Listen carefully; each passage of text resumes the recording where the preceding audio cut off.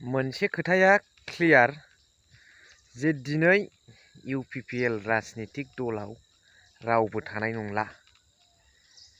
CEM and deputy CEM बेनि अनगायै फैगौ फेब्रुवारि दानावनो गासिबो MCLAफ्रा BPO आव हाबहैजोबसिगोन।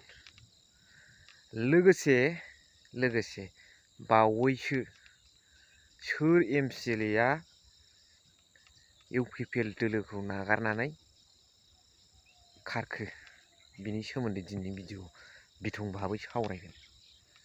So hello everyone, once again welcome back to the channel। दिनैनि गोदान भिडिअ नोंथांमोन बयखौबो गोसो गोथारै बरायदों। लोगोसे आसा खालामो इसोरनि अननायाव नोंथांमोन बयबो मोजां दं। गगा गोजां बोथोर होनबाथाय गगा। मोनसे खोथाखौ आङो बुंग्रोनो नागिरदों आगत बै खोथाथु मय जवा भिडिअ मैयानि जिथु भिडिअ बे भिडिअ आङो आगुनि समावहाय चन्दन ब्रह्म सारा प्रमद बर' सारखौ मानगोनां CM अफ BTR बिथां सारखौ मा बुंदों मा खोथा बुङामोन बेखौ आङो भिडिअ होदोंमोन। बेवहाय गोबां कमेन्ट्स फैदों। ससियेल मिडिया क्रिएटर्स जाबाय जेला सोरनिबा जावनाय बुंनाय हेट्स कमेन्ट फेभार कमेन्ट्स बेफोरखौ कन्ट्रल सहायनानै थाजोबनांगौ जायो। बुंनायाथ' बुंहरखायो जेबो नङा, होमब्लाबो इनफरमेसन मोनदों। थेंक इउ नोंथांमोननिसिम इनफरमेसन होनायनि थाखाय आरो रोङैखौ आसि थुनानै खोन्थाना होनायनि थाखाय। दा बाथ्राया नैबेसो, चन्दन ब्रह्मनि भिडिअखौ आं मानो लाबोदों। बेबादि सासे लबिया चन्दन ब्रह्म सार हब मन्त्रि सार बादि पलिटिसियाना नायदो समयनि दाबिखौ खाथायफ्लानानै बे सासे बेक्तिखौनो मानगोनां प्रमद बर' सारखौनो जिबादि रायजोफोरनि गेजेराव बुंबाय बियो बखिबाय, बेयावनो थ्रोब हाबनानै थाहैनाय खोथाखौसो आरो दिनै बिनि पलिटिकेल केरियारा बबे स्टेजाव बेखौसो आङो फोरमायनो थाखाय बे फुराना भिडिअखौ लाबोदों।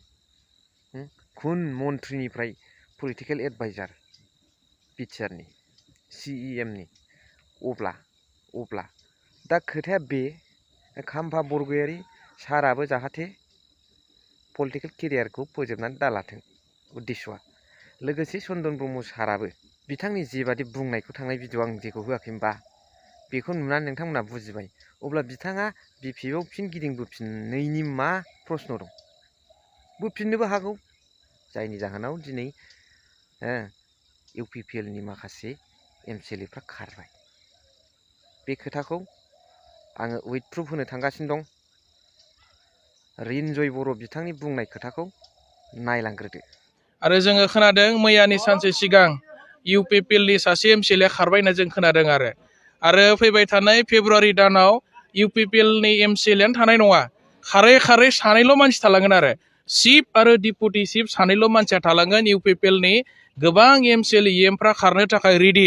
UPPLआ दिनै लांदां जासिगोन आरो सानैल' मानसि थालांगोन UPPLआव। बे जाबाय चिफ माने डिपुटि चिफ बिथांमोन सानैल' थालांगोन। रायजो राजाथ' गैखाला UPPLजों आरो लोगोसे MCLA EMफ्रा बयबो खारनो थाखाय रेडि।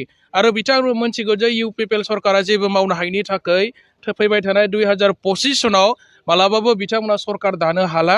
कनफिडेन्स लस जाबाय। बिथांमोना कनफिडेन्स लस जानायनि थाखाय UPPL दोलोखौ नागारनानै माने BPF दोलावनो फैनो थाखाय बयबो रेडि जानानै दङ आरोखि। मेम्बारशिप ड्राइभआथ' जेबो गैया। माखासे जेबो बुजि मोनै जायफोरा माने मबाइल नाम्बारखौनो सेरनो रोङा बिथांमोन बायदिनोखौ मबाइलखौ बिनानै सेरलाबायनानै मोनसे OTP फैयो, वान टाइम पासवर्ड। बे पासवर्डखौ लानानै बिथांमोना मेम्बारशिप जाबाय होननानै फोरमायबाय थादों आरो बेजों जेबो लाब जानाय नङा। भटार रायजोआ माने इलेक्सन खाथियावसो डिसिसन लायो सोरनो भट होगोन सोरनो भट होआ। 6 मास सिगां, बोसोरसे सिगां, 2 बोसोर सिगां मेम्बारशिप ड्राइभ खालामनायनि जेबो मुलाम्फा जाया होननानै सानदों। आरो भट थुग्रा मानसिफ्रा सप्तासे साननै सानथाम सिगाङावसो डिसिसन लायो जे भटखौहाय सोरनो होगोन आरो धौनि सायाव परिबेसनि सायाव सोनारनानैसो मानसिफ्रा भट थुयो आरोखि। सेनायनिथ' खोथा बुङाखै। दाख्लैबो आसामनि सासे गोख्रों मन्त्रि BJPनि सिनियर लिडार रन्जित कुमार दास बिथाङा बुंलांदों जे लकेल पार्टिखौ लाफानानैसो सरकार दागोन। बिथांमोना सेनायनि खुनु माने खोथा बुङाखै। चिफ आरो डिपुटि चिफखौहाय मालाबाबो BJPआ लाया, बे खोथाखौ बिथांमोना स्पष्ट बुंखादों। आरो जायखौ रायजोफोरा मेजरिटि भट होनानै बांसिन MCLA देरहाहोनो हागोन बेबायदि लकेल पार्टिखौ लानानै आन्चलिक दलखौ लाफानानैसो BTCखौ सरकार खुंगोन, बे खोथाखौ बिथांमोना फोरमायदों आरोखि। दा बेनिखायनो आं सानदों बिथांमोना BTCखौ थोंजोङै गावसोर सालायनायनि बा सिख'नायनि खुनु माने प्लेनिं गैया बिथांमोनाव। भिडिअखौ नुनो मोनबाय नोंथांमोना रिन्जय बर' बिथां आदा बुंनायखौ याद आगर आगर मै नैबे खोथाखौसो आङो मोनसे बुंगोन नागिरदों जे ससियेल मिडियायाव नोंगौ र'स्ट भिडिअ बानायग्रा बिदिनो कमेडि भिडिअ बानायग्रा फानि भिडिअ बानायग्रा मेल्ला रोखोमनि क्रिएटर्स थायो ससियेल मिडिया क्रिएटर्स आहाबाव इसिबां बुंनांगौ गैया नाथाय जोंनि जायफोर बर'नि माखासे र'स्ट भिडिअ बानायग्रा बिथांमोनखौसो आं आंनि गोरबो सिंनिफ्राय आर'ज जायफोरनाखि जोंनि सुबुंफोरनि मेल फिमेलनि खोथा गैया हौवा हिन्जावनि खोथा गैया प्राइभेट पार्टखौ लानानै जिबादि क्रिटिसाइज खालामनानै जावफ्लेथारो एकदमबारे निन्दा होनाय साइसाव बेखौ जाहाथे एसे खमायोबा मोजां जागौ नामा सानो आं दा बेफोरबादिखौ लानानै एथ'ग्राब जावफ्लेनांगौ जेबोथ' खोथा थायाना बे सुबुंनि प्राइभेट पार्टखौ लानानै